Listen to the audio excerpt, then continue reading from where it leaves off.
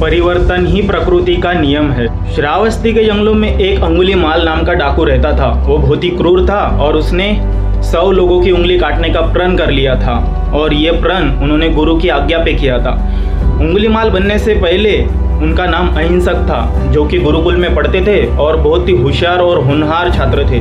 बाकी छात्र उनसे ईर्ष्या करते थे तो गुरु को भड़काते हैं कि गुरुदेव, अहिंसक आपके बारे में बुरे विचार रखता है और आपसे जलता है और कहता है कि वो आपसे आगे बढ़ेगा और आपसे बेहतर गुरु बनेगा।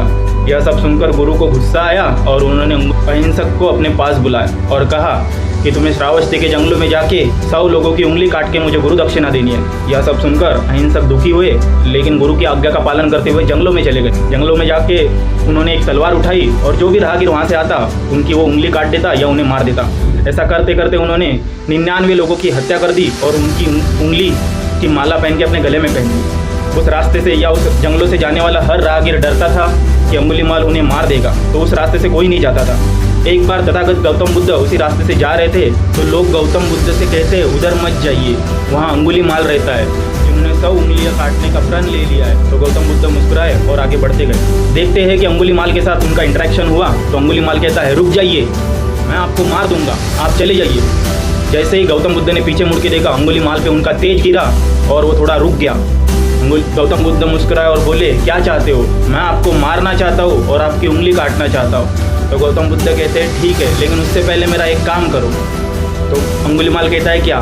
कि एक पेड़ की टहनी काट के लाओ। तो अंगुलीमाल तुरंत दौड़ के जाता है और एक टहनी काट के लाता है। अब मेरा और एक काम कर दो। अंगुलीमाल कहता है, और क्या?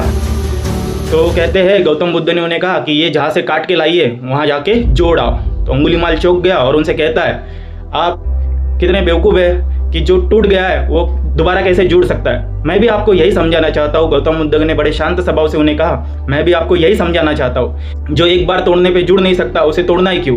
यह सब सुनकर अंगुलीमाल के हृदय में परिवर्तन हुआ और वो उनके सामने नतमस्तक हो गए।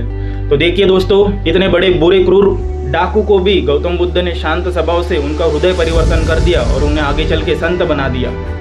तो अंधेरा कितना भी गहरा हो, एक उजाले का दिया ही काफ़ी है जो आपके जीवन में प्रकाश कर सकता है। अगर आपके हाथों से गलतियां हुई है, कुछ भूल हुई है, तो आप उसे सुधार सकते हैं। वो कहते हैं ना, भूल होना प्रकृति है, मान लेना संस्कृति है और सुधार लेना प्रगति है।